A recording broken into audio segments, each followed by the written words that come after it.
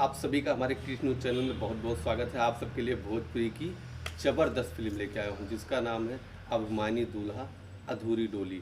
जो हमारे अभिनय पेश कर रहे हैं सुपरस्टार डुपरस्टार खेसारी लाल यादव जी हैं और एक पारिवारिक ड्रामा फिल्म होने वाली है।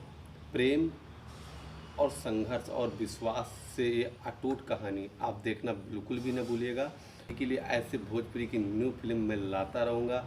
आप अगर आप कृष्ण न्यूज़ अगर आपने अभी तक कृष्ण न्यूज़ भोजपुरी चैनल को सब्सक्राइब नहीं किया है तो कर लीजिए, क्योंकि अगर आप भोजपुरी की ऐसी फिल्म देखने के शौकीन हैं तो आप हमारे चैनल को सब्सक्राइब कर लीजिएगा।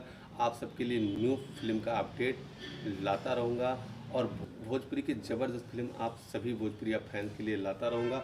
और आपसे ये विनती है कि आप यूट्यूब पर जाकर अभिमानी दूल्हा और डोली अधूरी को ज़रूर देखिए।